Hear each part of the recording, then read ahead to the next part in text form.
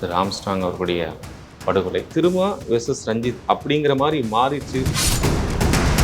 ஒரு அரசியல் இயக்கத்தையும் ஒரு சினிமா இயக்குனரையும் நீங்கள் வந்து இதில் இணைக்கிறதே வந்து படுகொலைக்கு பின்னாடியே ஆருத்ரா இருக்குன்னு நாங்கள் வந்து சொல்கிறோம். விஜய், சீமான், திருமா அவர்கள் ஒரு 3 முக்கோண கூட்டணிக்கு வாய்ப்பு இருக்கிறதா சொன்னாங்க. பாஜகவுக்கு எதிராக மரியாதைக்குரிய சீமான் அவர்கள் என்னென்ன போராட்டம் நடத்தியிருக்காருன்னு ஒரு லிஸ்ட்டை மட்டும் சொல்லுங்க. சீமான் பாஜக பிடி. சரி, விஜயுடன் கூட்டணி வைக்க விசிகாவை சேதப்படுத்தி அல்லது திருமாவளவன் அவர்களை சேதப்படுத்தி அதன் மூலமா அவர்கள் பெறப்போகக்கூடிய தமிழ்நாட்டில் வந்து அதிமுகவை வந்து நீங்கள் வந்து அப்படியே சிதிலப்படுத்துகிறாங்க. மாநிலத்தில் வலிமையான கட்சி ஒரு கட்சி இருக்கக்கூடாது அப்படிங்கிறது, சனாதனத்தை ஏற்றுக்கொண்டால்தான் முதலமைச்சர் பதவினா அந்த பதவி வேணாம்னு சொன்னவர் எங்கள் தலைவர். பாஜகவுடையோ பாமக கூடயோ இருக்கிற இடத்துல நாங்கள் இருக்க மாட்டோம். திமுக கூட்டணியில் இருக்கிறதுனால திமுக செய்கிறதெல்லாம் சரின்னு நாங்கள் எங்கேயும் சொல்லவில்லை. அப்போ உண்மையாகவே எதிர்கட்சி வந்து நாங்கள் தான், அதிமுக இல்லை. உங்கள் ஸ்டாண்ட் என்ன? அதிமுகவுடைய ஸ்டாண்ட் என்ன? முழு மதுவிலக்கு தான் இலக்கு. இதுதான் விடுதலை சிறுத்தைகளோட இலக்கு. ஒரு வருஷத்துக்கு டாஸ்மாக்லேருந்து வரக்கூடிய வருமானத்தை நம்பி அரசினுடைய பல திட்டங்கள், நிர்வாகிகள் யாரும் குடிக்கூடாது, மது அருந்தக்கூடாதுன்னு சொல்லி எங்களுடைய தலைவர் அவர்கள் பலமுறை சொல்லிட்டாரு. வன்னிய இளைஞர்கள், வன்னிய பெருங்குடி மக்கள் வந்து நிறையா வந்து சராசரியாக விடுதலை சிறுத்தைகள் இயக்கத்திலும் சேர்ந்துட்டு இருக்கிறாங்க. தலைவர்களுக்கான ஒரு பாதுகாப்பிலே சட்டம் ஒழுங்கு சார்ந்த பிரச்சனைகளுக்கு திமுக வந்த பிறகுதான் இந்த படுகொலைகள். அப்போ கொலையாளிகளை பாதுகாக்கும் பொழுது எப்படி வந்து நீங்கள் சட்டம் ஒழுங்கை பாதுகாக்க முடியும்?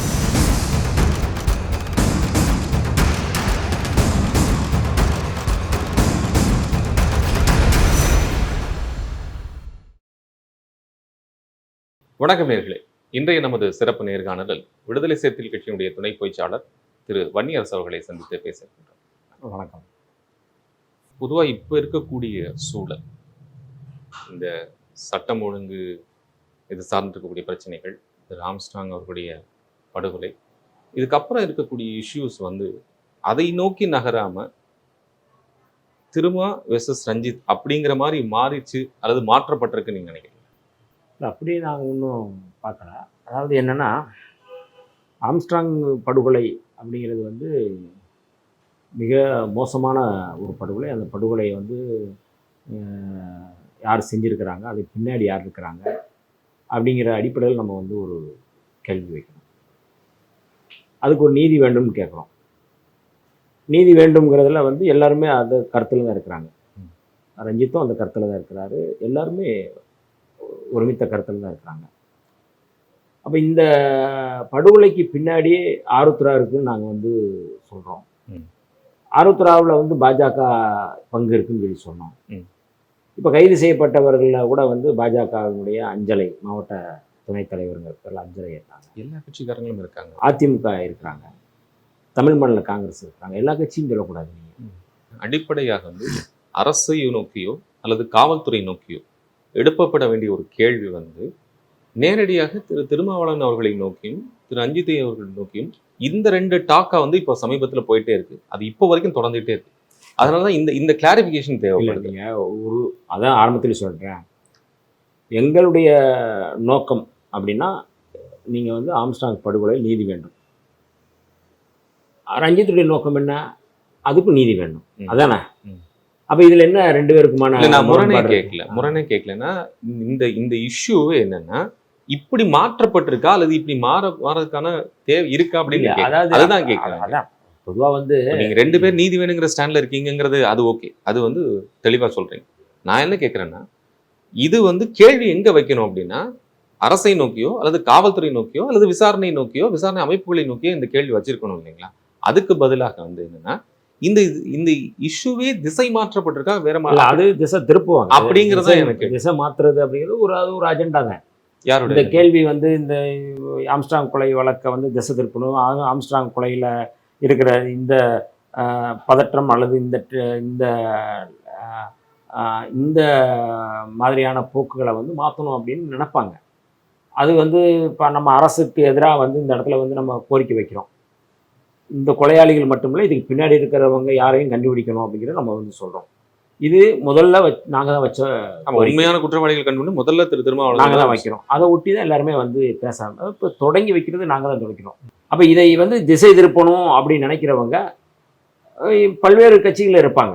என்ன லாபம் இருக்குங்கிற ஒரு கேள்வி இருக்குல்ல. இப்ப உங்களை வந்து திரு பொன்னார் அவர்களே வந்து பேசுறாரு, அழைக்கிறார் அப்படின்னா அதன் மூலமா அவங்களுக்கு ஒரு பெனிஃபிட் இருக்கணும் அப்படிங்கிறது. இப்ப திமுகவை சேதப்படுத்தினால் அதை வைத்து அவங்க அரசியல் செய்ய முடியுங்கிற ஒரு பின்புலம் இருக்கு.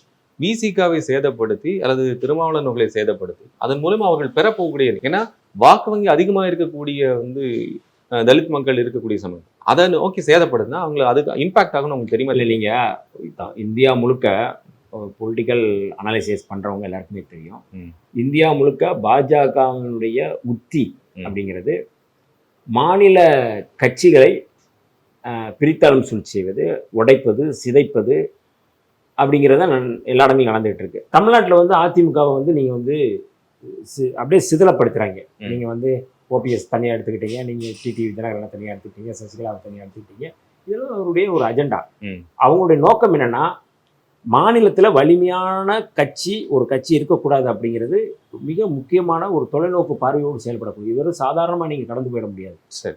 நீங்கள் எந்த ஒரு சின்ன அமைப்பாக இருந்தால் கூட ராம்விலாஸ் பாஸ்வான் இறந்ததுக்கப்புறம் அந்த அமைப்பு சின்ன அமைப்பு தான்.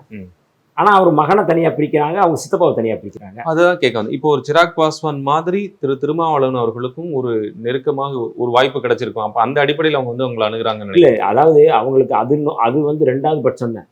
ஆர்எஸ்எஸ்க்கான பாஜகவுக்கான அஜெண்டாலாம் ரெண்டாவது பட்சம் அவங்களுக்கு வந்து பதவி வேணும் அப்படின்னா சரி பதவி கொடுப்போம் அப்படி. ஒருவேளை திருமாவளவன் அவர்களை வந்து உள்ள கூட்டு வந்திருந்தா சிராக் பாஸ்வான் கொடுத்த ஒரு மத்திய அமைச்சர் பதவி, மத்திய இணையமைச்சர் இல்லை மத்திய பொறுப்பில் இருக்கக்கூடிய ஒரு பெரிய பொறுப்பை நோக்கி நகர்ந்திருக்கக்கூடிய ஒரு வாய்ப்பு இருக்கு. அந்த மாதிரி இருக்கு. அது இல்லை, அதாவது அவங்க நோக்கம் அதுவாக இருக்கலாம்.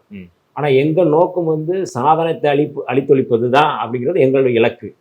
சனாதனத்தை பாதுகாப்பது அவருடைய இலக்கு. அரசியல் ஒரு வலிமை வேண்டிய ஒரு இடம் தேவைப்படுது. அந்த வலிமையை நோக்கி பவரை நோக்கி நகர வேண்டிய ஒரு சூழல் இருக்குல்ல. இப்போ நீங்கள் வந்து 40 வருஷமா திருமாவளவன் வந்து போராடிட்டே இருக்கு அப்படின்னா அது எதை நோக்கி நகர்றாங்க அப்படிங்கிற ஒரு கேள்வி இல்லை. அரசியல்ங்கிறது ஒரு அடிப்படை பாதுகாப்பு, பவரை நோக்கி நகர்றது. அது உங்களுக்கு கொடுக்கப்படுமோ அதுவே வேண்டாங்கிறீங்களா ஒரு கேள்வி ஒன்று. ரெண்டாவதாக வந்து எது சொன்னாலும் வந்து திமுக சரியாக செய்கிறது அல்லது கூட்டணி கட்சிகள் சரியாக செய்கிறாங்க அப்படிங்கிற எடுக்கக்கூடிய ஒரு நிலைப்பாடு வந்து கட்சி ரீதியாகவும் எதிர்கட்சிகளுக்கு வைக்கக்கூடிய ஒரு கேள்வி ரீதியாகவும் அது சரியானதாக இருக்கா? முதலமைச்சர் பதவி கொடுத்தாலும் சனாதனத்தை ஏற்றுக்கொண்டாலும் தான் முதலமைச்சர் பதவினா அந்த பதவி வேணாம்னு சொன்னவர் எங்கள் தலைவர். அது ரொம்ப முக்கியமான இடம். அது வந்து நீங்கள் வந்து வெறுமனே வந்து அந்த அதிகாரம் அல்லது அரசியல் தலைமையை நோக்கி போகிறது அப்படிங்கிறத தாண்டி இந்த சமூக கட்டமைப்பு எப்படியா இருக்குது, இந்த சமூக கட்டமைப்பை எப்படி வந்து நாங்கள் வந்து அதை மாற்ற முயற்சி செய்கிறோம் அப்படிங்கிறத பல இடங்களில் நாங்கள் வந்து சொல்லியிருக்கோம். இந்த ஸ்ட்ரக்சரே நாங்கள் மாற்ற முயற்சி பண்ணுறோம். அப்போ இந்த ஸ்ட்ரக்சரை மாற்றுறதுக்கு அதுக்காக தான் கொஞ்சம் கொஞ்சமாக நாங்கள் வந்து அங்குலமாக நாங்கள் வந்து அதை சரி பண்ணிகிட்டு இருக்கோம். இந்த இடத்துக்கு நாங்கள் வந்திருக்கிறோம். 30 ஆண்டுகள் எங்களுடைய தலைவர் உழைச்சிருக்கிறாரு அப்படின்னா இந்த உழைப்புக்கான அங்கீகாரம் தான் இன்றைக்கி வந்து கட்சியினுடைய அங்கீகாரமாக இருக்குது. அவருடைய அரசியல் உத்தி தான் இன்றைக்கி வந்து கட்சியினுடைய அங்கீகாரமாக இருக்குது. அப்போ நீங்கள் வந்து இன்றைக்கி எங்கள் கட்சியில் இருக்கிறவங்க யாராக இருந்தாலும் இயக்கத்தில் இந்த சனாதன எதிர்ப்பில் தெளிவாக இருப்பாங்க. அப்போ நாங்கள் அதை நீங்கள் சொன்ன போல அமைப்பாக்குறது அப்படிங்கிறது இந்த இடத்துலேருந்து நாங்கள் வந்து பண்ணுறோம். ஏதோ வந்து சரி எல்லோரும் வாங்க, அதனால தான் முன்னாடியே சொன்னார் பாஜகவுடையோ பாமக கூடயோ இருக்கிற இடத்துல நாங்கள் இருக்க மாட்டோம். ஒன்று, பாஜகவிலேருந்து விலை யார் வந்தாலும் விடுதலை சிறுத்தையில் சேர அனுமதி இல்லை அப்படிங்கிறத சொல்லியிருக்கிறார். இது யாராவது சொல்ல முடியுமா? யாராவது பேச முடியுமா? அப்போ நாங்கள் ஒரு கொள்கை புரிதலோடு களமாடுறோம், கொள்கை புரிதலோடு செயல்படுறோம். இது ஒன்று. ரெண்டாவது, திமுக கூட்டணியில் இருக்கிறதுனால திமுக செய்கிறதெல்லாம் சரின்னு நாங்கள் எங்கேயும் சொல்லலை. இல்லை, ஒரு பேரளவுக்கான ஒரு போராட்டங்கள் இப்போ இந்த ஒரு சிபிசிஐடி என்கொயரி போயிட்டு இருக்குங்க. அந்த என்கொயரி சரியான பதில் சிபிஐ என்கொயரி தேவைன்னு இதே தலித் அமைப்புகள் சேர்ந்து மற்றவங்க சொல்கிறாங்க. ஆம்ஸ்டாங் கொலை வழக்கு அது வேண்டாம், இல்லை இதே போதுமானதாக இருக்குது அப்படின்னு. அப்போ இதெல்லாம் வந்து என்ன சொன்னால் சரி ஏன் நீங்கள் வந்து சப்போர்ட் பண்ணிகிட்டே இருக்கீங்க, ஒரு சாஃப்ட்கான இருந்துகிட்டே இருக்குது அப்படிங்கிற மாதிரி ஒரு கேள்வி இல்லை. அதான் இது இந்த கேள்வி வந்து எங்களுடைய செயல்பாடுகளை ஃபாலோ பண்ணாமல் அல்லது செயல்பாடுகள் குறித்து வந்து தெரியாமல் அல்லது செயல்பாடுகளை மறைக்கணும் அப்படிங்கிற அடிப்படையில் வைக்கப்பட்ட கேள்வியாக நான் வந்து பார்க்குறேன். ஆனால் நீங்கள் இல்லை புரியுது, நீங்கள் பொதுவாக சொல்கிறாங்க வைக்கிறாங்க. 2021 விடுதலை சிறுத்தைகள் கூட்டணி அமைச்சு சட்டப்பேரவை உறுப்பினர்கள் ஆனதுக்கு பிறகுதான் சேலம் ஓரூரில் திமுக அரசை கண்டித்து போராட்டத்தை நடத்துகிறாரு. ம். முதல் போராட்டம். ம். இரண்டாவது போராட்டம் வந்து நீங்கள் வந்து பெரிய அளவில் நாங்கள் நடத்துகிறோம் அப்படின்னா தென் மாவட்டங்களில் வந்து சாதிய படுகொலையை கண்டித்து போராட்டம் நடத்துகிறோம். 2021 தான் சொல்கிறேன். ம். 2022 கிருஷ்ணகிரி, தருமபுரி மாவட்டங்களில் வந்து அந்த பகுதியை வன்கொடுமை பிரதேசமாக அறிவிக்கணும்னு சொல்லி ம். கூட்டணியில் இருந்துட்டு தான் அந்த போராட்டத்தை நடத்துகிறோம். கள்ளக்குறிச்சி சம்பவத்தில் யாருமே போராட்டம் நடத்தலை. திருமாவளவன் நாங்கள் தான் முதல் நடத்துகிறோம். அதுக்கப்புறம் அதிமுக நடத்துகிறாங்க. ம். மிக முக்கியமான போராட்டம் அந்த போராட்டம். இப்போ இந்த வேங்கை வயல் பிரச்சனையை வந்து நாங்கள் வந்து முதல்ல நாங்கள் தான் எடுக்கிறோம். 31 டிசம்பர் 2022 ம். அந்த சம்பவம் நடக்குது. 31 நாங்கள் போராட்டம் நடத்துகிறோம். 27 அந்த சம்பவம் நடக்குது. முதல் போராட்டம் புதுக்கோட்டையில் நடத்துகிறோம். அதுக்கப்புறம் தமிழ்நாடு முழுக்க நடத்துகிறோம். இன்றைக்கி வந்து துணிச்சலாக வந்து இந்த கள்ளக்குறிச்சி கள்ளச்சாராய சாவுகளை கண்டித்து போராட்டம் நடத்தியது விடுதலை சிறுத்தைகள் தான். அது மட்டும் இல்லாமல் வந்து செப்டம்பர் 17 மது மற்றும் போதை ஒழிப்பு மாநாட்டை நடத்த போகிறதும் மகளிர் சார்பாக நடத்த போகிறதும் விடுதலை சிறுத்தைகள் தான். நீங்கள் எங்காவது வேறு எந்த கூட்டணியாவது குறைந்தபட்சம் நாங்கள் எதிர்க்கட்சி தலைவராக இருக்கிறோம், எதிர்க்கட்சி தலைவராக இருக்கிற எடப்பாடி அவர்கள் வந்து வேங்கவேலுக்காக ஏதாவது போராட்டம் நடத்தியிருக்கிறாரா? போராட்டம் நடத்த அவங்க அறிக்கை கொடுத்து அதோட போதுமானதா இருக்குன்னு சொல்லி விட்டுறாங்களா? நான் அதைத்தான் சொல்கிறேன். நீங்கள் ஒரு எதிர்க்கட்சிங்க சட்டப்பூர்வமாக சட்டப்பேரவையில் அவர் தான் எதிர்க்கட்சி தலைவர். இந்த பிரச்சனையை எப்படி எடுத்திருக்கலாம்? இன்றைக்கும் வந்து ஆணவ படுகொலைகள் வந்து அதுக்கான தனி சட்டம் வேணும், நாங்கள் போராட்டம் நடத்துகிறோம். எதிர்க்கட்சி தலைவர் அவர். அதில் ஸ்டாண்ட் என்ன அவருக்கு? நாங்கள் வந்து ஆணவ படுகொலைகளை தடுப்பதற்கு தனிச்சட்டம் வேண்டாம் அப்படின்னு சொல்கிறாரா? இல்லை திமுகவுடைய தலைவரும் முதலமைச்சருமான தளபதி ஸ்டாலின் அவர்கள் இப்போ அது தேவையில்லைன்னு சொல்கிறாரு. உங்கள் ஸ்டாண்ட் என்ன? அதிமுகவுடைய ஸ்டாண்ட் என்ன? படுகொலை தடுத்துறதுக்கு தனிச்சட்டம் வேண்டுமா வேண்டாமா? அதை பற்றி நீங்கள் பேசுகிறீங்களா? அதுக்கு போராட்டம் நடத்திருக்கீங்களா? நாங்கள் போராட்டம் நடத்துகிறோம். அப்போ உண்மையாகவே எதிர்க்கட்சி வந்து நாங்கள் தான், அதிமுக இல்லை. இவ்வளவு நீங்க வரிசையா போராட்டங்களை நாங்க சொல்றோம். ஒரு போராட்டத்தை சொல்லுங்க. பாஜகவும் சொல்றாங்க உண்மையான எதிர்க்கட்சி நாங்கங்கிறீங்க. கூட்டணிக்குள்ள இருந்துட்டு நாங்க எதிர்க்கட்சி மாதிரி நடந்துக்கிறோம்னு சொல்றீங்க. அதிமுக நாங்க இத்தனை பிரச்சனைகள் இருக்கு, நாங்க போராட்டம் நடத்துறோம் அப்படின்னு சொல்றாங்க. இதுல வந்து எது சரியான? பாஜகவோ அதிமுகவோ எதிர்கட்சியா வந்து செயல்படுறாங்க. நாங்க ஆக்கப்பூர்வமான எதிர்கட்சியா செயல்படுறோம். ஏன் அதை சொல்றோம் அப்படின்னா, மக்களுக்கு இப்ப மக்களுக்காக போராட்டம் நடத்தணும், மக்கள் பிரச்சனைகளை கொண்டு வரணும். கள்ளக்குறிச்சி சம்பவம் தொடர்பாக வந்து முழு மதுவிலக்கு வேணும் அப்படிங்கிற போராட்டத்தை பாஜக எடுத்திருக்கா? அதிமுக எடுத்திருக்கா? இங்க பிரச்சனை நடந்திருக்கு. திருமாவர்கள் வந்து நாடாளுமன்றத்துல போய் ஒட்டுமொத்தமா நாட்டுக்கான தேவைகள் இருக்கு, நீங்க வந்து உடனடியாக ஒரு சட்டத்தை கொடுங்க. நிர்மலா சீதாராமன் அவர்கள் நேரடியாக சொல்றாங்க, முதல்ல உங்க தோழமை கட்சியை சொல்லி பாருங்க அப்படின்னு சொல்றாங்க.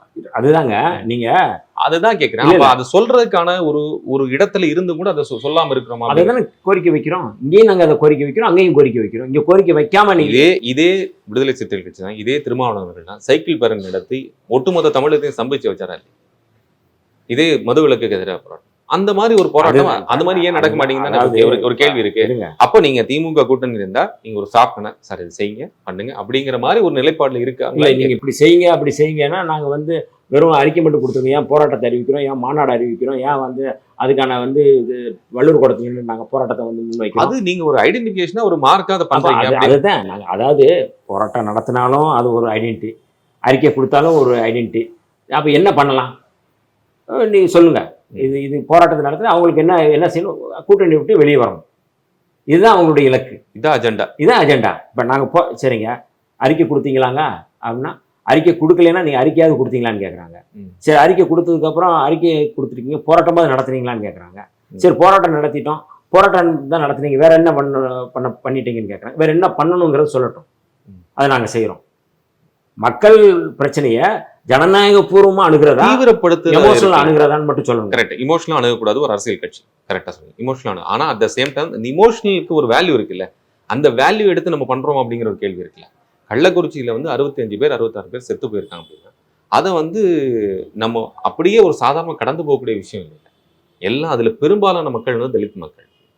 அவ்வளவு பேர் ஒரு உயிர் போயிருக்கு அப்படின்னா உடனடியாக அதுக்கான ஒரு நடவடிக்கை இல்லை. அதாவது பல முறை சொல்லியாச்சு, முழு மதுவிலக்கு தான் இலக்கு. இதுதான் விடுதலை சிறுத்தைகளோட இலக்கு. இதுதான் எங்களுடைய கோரிக்கையா இருக்குது. பாசிபிலிட்டி இருக்கா? இருங்க நான் சொல்றேன், இருக்கு அப்படிங்கிற அடிப்படையில் நம்ம பேசுறோம். இருக்கு. நான் என்ன கேட்கறேன்னா, ஒரு வருஷத்துக்கு டாஸ்மாக்ல இருந்து வரக்கூடிய வருமானத்தை நம்பி அரசினுடைய பல திட்டங்களுக்கு 50,000 கோடி வருது ஒரு வருஷத்துக்கு. ஒரு ஒரு ஒரு ஒரு பொங்கலுக்கு ஒரு பண்டிகைக்கு வந்து 1000 கோடி 900 கோடி வந்து இலக்கு நிர்ணயிக்கப்பட்டு பண்ணிட்டு இருக்கு. இது வந்து தமிழ்நாடு அரசுடைய வருமானம். இல்ல அதுதாங்க இது நீங்க எப்படி நீங்க நகர்வீங்கன்னு நீங்க சொல்றீங்க. இதுக்கு பீகார்ல வந்து அது எடுத்து போட்டுதான் இன்னைக்கு பல சாவுகள் நடந்திருக்குன்னு நம்மளே குற்றம் நம்ம சொல்றோம். பல பல மாநிலங்களை சுட்டிக்காட்டும். குஜராத்தை அவ சுட்டிக்காட்டும். நீங்க வந்து மது வேணும் மது வேண்டாம்னு நான் சொல்லல. ஆனா இது மது இது வந்து இது பாசிபிள். இப்ப feasibility கேள்வி மது வேண்டுமா வேண்டாமா வேணாம். அதுல அதை பற்றி பேசுவோம். லாபத்தோ வருமானத்தை பத்தி நீங்க பேசக்கூடாது. ம். மது வேண்டுமா வேண்டாமா சாத்தியக்கூறு நான் கேட்கிறேன். அதுதான் ஏற்கனவே தமிழ்நாட்டிலேயே வந்து மதுவிலக்கு நடைமுறைப்படுத்தப்பட்ட மாநிலம் தானே. எத்தனை சாவு நடந்தது? இல்ல அதுதான் நீங்க வந்து மதுவிலக்கு நடைமுறைப்படுத்தப்பட்டது. கள்ளச்சாராயம் இருந்துச்சு, கள்ளச்சாராயத்தை ஒழிப்பு நடந்துச்சு, அதுக்கான கைதுகள் நடந்துச்சு, அது வேற. இப்ப கள்ளக்குறிச்சியில நாங்க மாநாடு நடத்துறோம். செப்டம்பர் 17 வந்து தந்தை பெரியார் ஆகஸ்ட் 17 தொடங்கி செப்டம்பர் 17 வரை ஒரு மாதம் பரப்புரை செய்யறோம். 16ஆம் தேதி வரை பரப்புரை செஞ்சு செப்டம்பர் 17 மாநாடு நடக்கிறோம். மது ஒழிப்பு மாநாடு நடத்துறோம். இப்ப இது எதுக்கான இது ஒரு மக்கள்கிட்ட வந்து நாங்க பரப்புரை செய்ய தான் மனமாற்றம் உருவாகும். விடுதலை சிறுத்தைகள் கட்சியில ஏற்கனவே சொல்லிட்டாரு எங்க தலைவர் வந்து, நிர்வாகிகள் யாரும் குடிக்கூடாது, மது அருந்தக்கூடாதுன்னு சொல்லி எங்களுடைய தலைவர் அவர்கள் பலமுறை சொல்லிட்டாரு.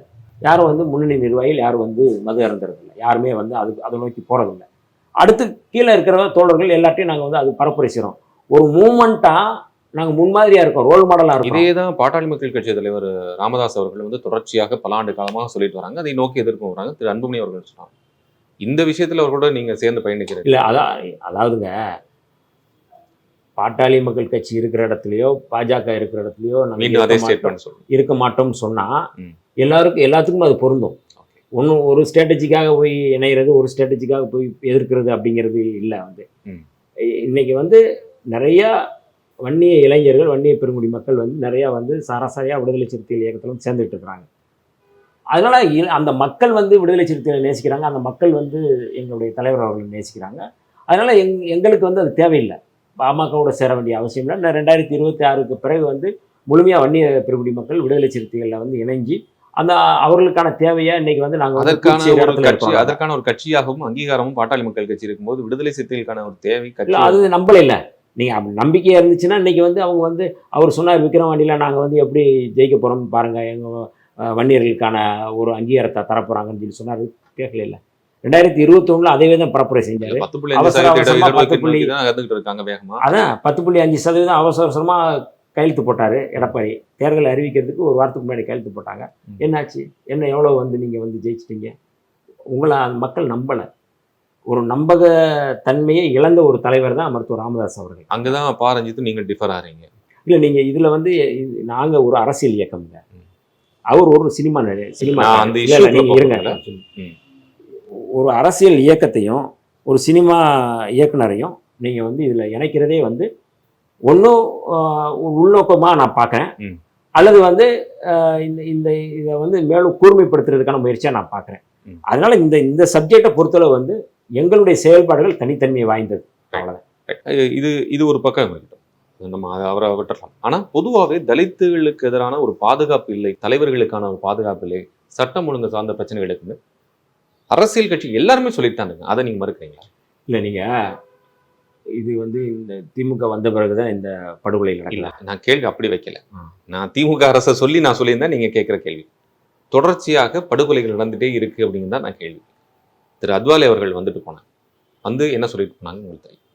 இந்த இஷ்யூ ஆஸ்பெக்ட் எல்முருகன் வந்து ஒரு ஸ்டேட்மெண்ட், மத்திய அமைச்சர் எல்முருகன் அவர்கள் டெல்லியில் உட்காந்து ப்ரெஸ் மீட்ல ஒரு வருஷத்துக்கு 2000 இன்சிடென்ட்ஸ் கேசஸ்க்கு மேலே தலித்துகளுக்கு எதிரான வன்முறை நடந்துட்டு இருக்கு அப்படின்னு. இது வந்து எல்லா கேசஸ் இருக்குது, அது மர்டராக இருக்கட்டும், இந்த ரேப்பாக இருக்கட்டும், எது வேணா நடக்குது அப்படிங்கிறது.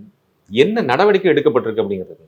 அதாவது எல்முருகன் சொல்றாருன்னா அது ஒரு நகைப்பா இருக்கு எனக்கு. தேசிய குற்ற ஆவண காப்பகம் இன்னைக்கு நீங்க பார்க்கலாம் வெளியிட்டதுல 2021 2022 வந்து உத்தரப்பிரதேச அறிக்கையில நீங்க பார்க்கலாம். தலித்துகள் வந்து கும்பலா வந்து படுகொலை செய்யப்பட்டிருக்காங்க. ஹத்ராஸா இருக்கலாம். யோகி ஆதித்யநாத் வந்து முதலமைச்சர், அவர் வந்து சொல்றாரு ஹத்ராஸில் வந்து அந்த மனிஷா வால்மீகி மாணவி வந்து பாலியல் வன்முறை செய்யப்பட்டு மிக மோசமாக கொல்லப்பட்ட பிறகு அவர் சொன்னது, தாக்கூர் சமுதாயத்தை சேர்ந்தவங்க இப்படி தான் செஞ்சுறாங்க. அதாவது வந்து அவர் என்ன அதில் கண்டென்ட் என்ன, இவங்க இப்படி தான் செஞ்சிட்டு இருக்கிறாங்க, நீங்கள் தான் வந்து பாதுகாப்பாக அட்ஜஸ்ட் பண்ணி இருந்துக்கணும் அப்படின்னு சொல்லி அவர் வந்து சொல்கிறார். ஒரு முதலமைச்சருடைய ஸ்டேட்மெண்ட்டே அதுதான்.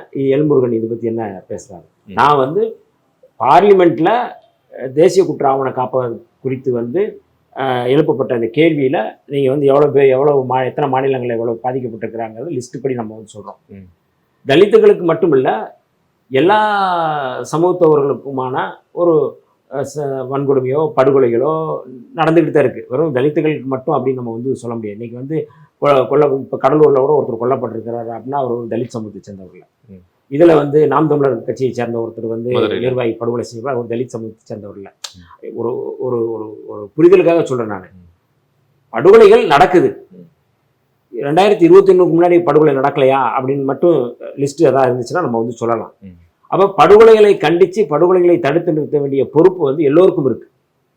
இப்போ நீங்க வந்து ஆம்ஸ்ட்ராங் படுகொலை இருக்கு. நீங்க ஒரு 2021 நடந்துச்சு, இப்போ நடக்குது, இது நடக்குது அப்படின்னா நீங்க சொல்றது என்ன இருக்குன்னா, அங்கேயும் நடந்துச்சு, இங்கேயும் நடந்துச்சு, இது நடக்குது, அது நடக்குது. இது வந்து ஒரு எஸ்கேபிசம். அதுதான் நீங்க முதல்ல ஒரு விஷயத்தை புரிஞ்சுக்கணும். நான் என்ன கேட்கணும், ஒரு பாதுகாப்பு தேவைகள் அப்படிங்கிறது அரணாக இருக்க வேண்டியது யார்? காவல்துறை. காவல்துறை என்ன செய்து கொண்டு இருக்கிற இத்தனை நடக்கு அப்படின்னு திரு இபிஎஸ் ஆகட்டும், நீங்க மற்ற கட்சி, உங்களுக்கு ஒவ்வாத கட்சிகளை விட்டுருங்க, திராவிட கட்சிகள் இருக்கக்கூடிய பலருமே இதில் கேள்வி எழுப்புறாங்க. அதுதான் நான் சொல்ல வர்றேன். ஆம்ஸ்ட்ராங் படுகொலையில் சம்பந்தப்பட்டவர்கள் கைது செய்யப்பட்டிருக்கிறாங்க. யார் கைது செய்யப்பட்டிருக்கிறாங்க? அரசு தான் நடவடிக்கை எடுத்து. இல்லை, யார் கைது செய்யப்பட்டிருக்கிறாங்க? பாஜக அதில் கைது செய்யப்பட்டிருக்கு, அதிமுக இதில் கைது செய்யப்பட்டிருக்கு, அந்த கட்சி அந்த தமிழ் மாநில காங்கிரஸ் அதில் கைது செய்யப்பட்டிருக்கிறாங்க. அப்போ ஒரு படுகொலையில் நீங்கள் வந்து பாஜகவில் வந்து பார்த்தா ஓபிசி லீடர் யாருன்னா வந்து ஒரு 150 கேஸ் 160 கேஸ் இருக்கிற ஒரு ரவுடியை வந்து நீங்கள் போட்டிருக்கீங்க. அதே பாஜகவில் வந்து எஸ்சி அணியில் வந்து ஒரு பையனை போட்டிருக்கீங்க அப்படின்னா அந்த பையன் மேலே வந்து இவ்வளோ வழக்கு இருக்குது அப்படின்னு சொல்லி நீங்கள் தான் லிஸ்ட்டு கொடுக்குறீங்க. 150க்கு மேலே 160க்கு மேலே பட்ட குற்ற பதிவேடுகள் இருக்கின்ற ரவுடிகள் அதில் இருக்கிறாங்க நீங்கள் தான் சொல்கிறீங்க. அப்போ நீங்களே அந்த கட்சியில் சேர்க்குறீங்க. இது அவங்களே வந்து எவ்வளவு படுகொலைகள் நடக்குது எவ்வளவுங்கிறத அவங்களே லிஸ்ட்டை கொடுக்குறாங்க. அப்போ ஒரு ரவுடிசத்தை கட்டுப்படுத்த வேண்டிய பொறுப்பு இருக்குது, சட்டம் ஒழுங்கை பாதுகாக்க வேண்டிய பொறுப்பு இருக்குது. காவல்துறை மட்டும் இல்லாமல் எல்லோருக்கும் அது கூட்டு பொறுப்பு இருக்கா இல்லையா?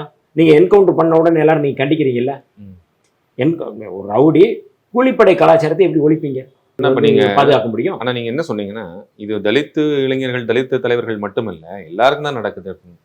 ஆனால் விரல் விட்டு எண்ணக்கூடிய அளவுக்கு அதிகமான இன்சிடென்ட்ஸ் எங்கே நடக்குது? நெல்லை மாவட்டத்தில் வந்து அந்த மாணவரை வந்து வீட்டு புகுந்து போய் அடிச்சிட்டாங்க. அதுக்கப்புறம் நடந்த ஒரு திருமணம் மார்க்சிஸ்ட் கம்யூனிஸ்ட் கட்சியினுடைய அலுவலகத்தை தாக்கப்பட்டது. அதுக்கப்புறம் வந்து நெல்லையில் இன்னொரு இளைஞர் வந்து கொல்லப்பட்டார். அதன் பிறகாக இங்கே ஆம்ஸ்ட்ராங் அவர்கள் படுகொலை. இதுக்கு இடையில நிறைய எழுதிருந்தேன், இன்னும் நிறைய சுட்டி காட்டக்கூடிய இடங்கள் இருக்கு. இது கொலையா இல்லை வந்து பாதுகாப்பு? இப்போ நீங்கள் முக்கியமான பாயிண்ட் கேட்குறீங்க. மார்க்சிஸ்ட் கட்சி அலுவலகத்தில் தாக்குதல் நடத்துகிறாங்க. அந்த தாக்குதல் நடத்தின பின்னாடி யார் இருக்கிறாங்க? ஒரு சாதி சங்க தலைவர். அவர் யார் கூட எடுத்த ஃபோட்டோ வந்திருக்கு? நயனார் நாகேந்திரனோட எடுத்த ஃபோட்டோ வந்திருக்கு. ஒரு சாதி சங்க தலைவர் அவர் பாதுகாக்கிறார். கோகுல்ராஜ் படுகொலையில் வந்து சம்மந்தப்பட்ட கொலை குற்றவாளி யாருன்னா யுவராஜ். யுவராஜ் யார் பாதுகாத்ததுன்னா எடப்பாடி பழனிசாமியுடைய ஊரில் அவங்க நேரடியாக அவர் பாதுகாக்கிறாருன்னு சொல்லலை, அதிமுக தான் பாதுகாத்துருக்கு. நீங்கள் ஒவ்வொரு சம்பவத்துக்கும் நீங்கள் ஆர்ப்பாட்டம் எதிர்ப்பு தெரிவிக்கணுமாலே நீங்களே பாதுகாக்கிறீங்க. கொலையாளிகளை நீங்களே பாதுகாக்கிறீங்க. அப்போ கொலையாளிகளை பாதுகாக்கும் பொழுது எப்படி வந்து நீங்கள் சட்டம் ஒழுங்கை பாதுகாக்க முடியும்? ரைட். மேட்டுக்குடி அரசியல் செய்யக்கூடிய திமுக அதிமுகவை தாண்டி தலித்துகள் வந்து திரள வேண்டிய அவசியம் இருக்கு உண்மையா? இல்லை, நீங்கள் இதில் வந்து எப்படின்னா, விடுதலை சிறுத்தைகள் அமைப்பாய் திரள்வோம் அப்படிங்கிறத நாங்கள் வந்து அடிப்படையாக வச்சு தான் நாங்கள் வந்து செயல்படுறோம். அதில் எந்த மாற்று கருத்தும் இல்லை. ஆனால் அந்த அமைப்பை திரட்டுவது அப்படிங்கிறது மெயின் ஸ்ட்ரீமில் நுழைகிறது தான் என்னுடைய போராட்டம். ஒரு பொது நீரோட்டத்தில் நாங்கள் தனிமைப்படுத்துறதுக்காக இல்லை, ஒரு பொது நீரோட்டத்தில் எல்லோரும் இணைஞ்சு செயல்பட வேண்டிய தேவை இருக்குது. ஒரு பொது குளம் இருக்குன்னா பொது குளத்தில் நாங்கள் குளிக்கணும்னு விரும்புகிறோம். இல்லை நீங்கள் வந்து தனியாக நீங்கள் கிணறு கட்டிக்கோ அப்படின்னு சொல்கிறது எங்களுடைய வேலை இல்லை. நாங்கள் பொது குளத்தில் நாங்கள் இறங்குவோம். ஒரு பொது கோவில் இருக்குன்னா அந்த பொது கோவிலில் நாங்கள் வந்து வழிபடணும். இல்லை நீங்கள் உங்கள் தெருவில் தனியாக ஒரு கோயில் கட்டிக்கோங்கன்னா அதுக்கு நாங்கள் அனுமதிக்கிறோம். இல்லை நீங்கள் பொது வீதியில் நான் நடப்போம்னு சொல்கிறோம். இல்லை நீங்கள் தனியாக ஒரு காட்டுக்குள்ளே ஒரு ஒத்தையடி பாதை இருக்குது, நீங்கள் அதில் போங்கன்னு சொன்னால் அது நாங்கள் அப்படி போக மாட்டோம். இதை ஏற்றுக்கொள்கின்ற இந்த கருத்தியலில் இந்த கருத்தியல் சரிதான், இந்த கருத்தியல் நியாயம்தான் அப்படிங்கிறத ஜனநாயகபூர்வமாக ஏற்றுக்கொள்ளக்கூடிய பொது சமூகத்தில் இருக்கிற தலித் அல்லாத சமூகத்தை சேர்ந்தவர்கள் ஏற்றுக்கொள்கிறாங்க. அவர்களோடு நாங்கள் இணைந்து செயல்பட வேண்டிய தேவை இருக்குது. இதுதான் புரட்சியாளர் அம்பேத்கருடைய பாதை. அந்த பாதையில் நாங்கள் வந்து ஒரு அதிகார பகிர்வை நோக்கி நகர்றோம். 2026 அப்படிங்கிறது ஒரு அதிகார பகிர்வை நோக்கி நாங்கள் நகர்வதற்கான ஒரு சூழல் உருவாக்கிட்டு இருக்கு. அதை நோக்கி நாங்கள் நகர்றோம். யாரோட கூட்டணி 2026? அதான், அதாவது 2026லையும் எங்களுடைய தலைவர் தெளிவுபடுத்தியிருக்கிறாங்க. திராவிட முன்னேற்ற கழகத்தோடு நாங்கள் இணைந்து செயல்படுவோம். அந்த கூட்டணியில் வந்து நாங்கள் வந்து இந்த கருத்துக்களை வைப்போம். அதில் எந்த மாற்று கருத்தும் இல்லை. விஜய், சீமான், திருமாவர்கள் இந்த ட்ரையாங்கிள் ஒரு 3 முக்கோண கூட்டணிக்கு வாய்ப்பு இருக்கிறதா சொல்கிறாங்க. இல்லை, நான் அதாவது வந்து கூட்டணி அல்லது வந்து யாரோடு வந்து அரசியல் ரீதியாக கூட்டணி வைப்பது அப்படிங்கிறதெல்லாம் எங்கள் தலைவர் அவர்கள் 2026 நேரத்தில் வைப்பாங்க. உங்களுக்கான வாண்டட் வந்து அதிகமாக இருக்கு எல்லா பக்கம். அதுதான், அதற்கு முன்பாக மிக தெளிவாக எங்களுடைய கொள்கைகளை நாங்கள் வந்து பிரகடனப்படுத்தியிருக்கோம். பாஜக பாமகவோட சேர மாட்டோம், சனாதனத்தை ஏற்றுக்கொள்கிறவர்கள் நாங்கள் சேர மாட்டோம், இல்லை வந்து நீங்கள் வந்து பாஜகவினுடைய தொங்கு சதையை இருப்பவர்களோட நாங்கள் இருக்க மாட்டோம். கடுமையாக விமர்சிக்கிறாரு பாஜக. அப்போ நீங்கள் சீமான் அண்ணன் திருமாவன் தானே அவர் ஒரு போற்றி தானே பேசுறாரு. இல்லை, அதாவது இது எல்லாமே வந்து பாஜகவினுடைய நுட்பமான ஒரு வேலை திட்டம். சீமான் பாஜக பி டீமா? இல்லை, அதாவது நீங்க உடனே பி டீம் அவர் அதுக்கான கடுமையா எதிர்க்கிறாரு சொல்லுங்க. இல்ல நீங்க நுட்பமான வேலை, நீங்க நுட்பமா சொல்ல வர்றது அதுதானே அண்டர்லைன் பண்ண சொல்லாதான் கேட்கும். அதாவது என்னன்னா, என்னுடைய கேள்வி என்னன்னா, பாஜகவுக்கு எதிராக ஆர்எஸ்எஸ் சித்தாந்தங்களுக்கு எதிராக மரியாதைக்குரிய சீமான் அவர்கள் என்னென்ன போராட்டம் நடத்தியிருக்காருன்னு ஒரு லிஸ்ட்டை மட்டும் சொல்லுங்க, நம்ம பேசுவோம். ஏதாவது ஒன்று சொல்லுங்க. ஏதாவது நாங்க வந்து கடுமையா வந்து பாஜக மொழி பற்றுங்க ஒரு விஷயத்தை அவர் எடுத்து பேசுறாரு. அது தாய்மொழி பற்று, தங்கி இருக்கக்கூடிய தன்னிறைவு தேவையான விஷயங்கள், மாநில சுயாட்சி, மாநிலத்துக்கு இது இவ்வளவு விஷயங்கள். அதான் திமுக பேசுது, நீங்க புதுசா பேசலையே. புதுசா ஒண்ணும் இல்லையே. நான் சொல்றது செயல் திட்டம். இல்ல நீங்க ஆர்எஸ்எஸ் செயல் திட்டம் அப்படின்னா ரொம்ப முக்கியமானது. மதமாற்றம், கட்டாய மதமாற்றத்தை அவங்க வந்து சொல்லி ஒரு சட்டத்தை கொண்டு வர்றாங்க. வர்ணாசிரமத்தை ஏற்றுக்கொள்வது, ஜாதிய கட்டமைப்பை ஏற்றுக்கொள்வது. இவர் என்ன சொல்கிறாரு, சிவநாடார் பொண்ணு பேரை சொல்லி அது நாடாருங்கிற பேர் ஒரு பெருமை தான், அது வந்து ஜாதிக்கான ஒரு அடையாளம் தான் அவர் வந்து பேசுகிறாரு. சாதி ஆணவ படுகொலைகள் நடந்துகிட்டு இருக்கும்போது, கோகுல்ராஜ் படுகொலை என்பது அவர் சொன்னது, அவர் தம்பி என்கிட்ட வந்திருந்தா நான் வந்து கல்யாணம் முடிச்சு வச்சுருப்பேன், ஏன் அவர் தற்கொலை செய்யணும்னு சொல்லி சொல்கிறாரு. நாங்கள் வந்து அது கொலைன்னு சொல்லி நாங்கள் போராட்டம் நடத்திக்கிட்டு இருக்க நேரத்தில் அவர் வழக்கை திசை திருப்புறாரு. ஆணவ படுகொலைகளை தடுத்து நிறுத்தணும் அப்படிங்கிறது வர்ணாசிரமத்துக்கு எதிரான போராட்டம். அதுக்கு குறித்து அவருடைய கருத்து என்ன?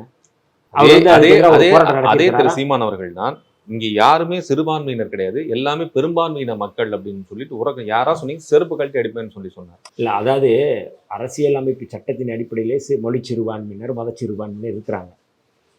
அவ யாருக்கு எதிராக அவர் செருப்பை கழட்டுறாரு? முதல்ல ஒரு அடிப்படை அரசியல் அறிவு வேணும். அரசியலமைப்பு சட்டத்தின் அடிப்படையிலே மொழி சிறுபான்மையினர் இருக்கிறாங்க, மத சிறுபான்மையினர் இருக்கிறாங்க. நீங்கள் வந்து பொதுவாக வந்து நீங்கள் சொல்லிட்டீங்கன்னா வந்து இல்லாமல் போயிடுமா? அந்த சிறுபான்மை சமூகத்திற்கு எந்த உரிமையும் கிடைக்கக்கூடாதுங்கிற நுட்பத்தின் அடிப்படையில் பேசுகிறாரு.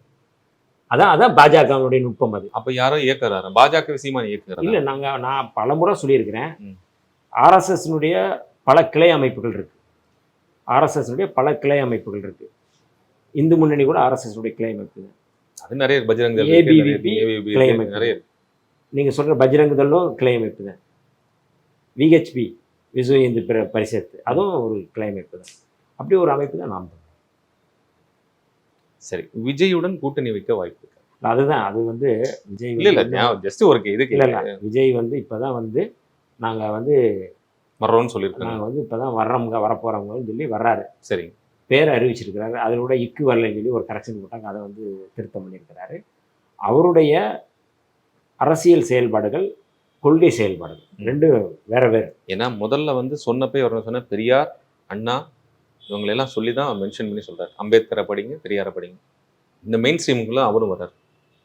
அதாங்க, ராமதாஸ் கூட வந்து அம்பேத்கர் பேரை வந்து சொல்கிறாரு, பெரியார் பேரை சொல்கிறாரு. அந்த ரெண்டு தலைவர்களுக்கு எதிராக தான் அவர் செயல்படுறாரு. அது வேறு. ஒருத்தருடைய செயல்பாடு, கொள்கை ரீதியான செயல்பாடு எப்படி இருக்குது அப்படிங்கிறது அவருடைய செயல்பாட்டு அடிப்படையில் தான் நம்ம வந்து புரிஞ்சுக்கிற முடியும். அப்போ அவர் 26 தேர்தல் நேரத்தில் அவருடைய செயல்பாடுகள், அவருடைய பரப்புரைகள் அது எதை நோக்கி போகுது அப்படிங்கிறது ரொம்ப முக்கியமானதாக நாங்கள் பார்க்குறோம். ம். அவர் உண்மையிலே வந்து சனாதனத்துக்கு எதிராக, பாஜகவுக்கு எதிராக, ஆர்எஸ்எஸ்க்கு எதிராக செயல்படலைன்னா கூட பரவாயில்ல. ம்.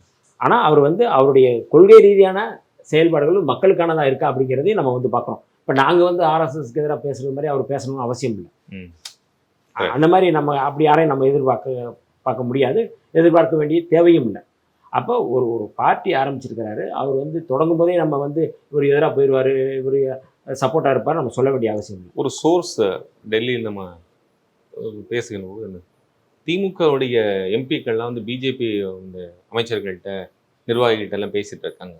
ஒருவேளை திமுக வந்து அந்த பக்கம் போகிறது இருந்தால் நீங்கள் கூட்டணி இருக்க வாய்ப்பு இருக்கா? இல்லை, இந்த சோர்ஸு யூகத்துக்கு நம்ம பதில் சொல்ல முடியாது. இல்லை, என்ன அங்கே இருக்கக்கூடிய சீனியர் ஜேர்னலிஸ்ட் அதுதான்.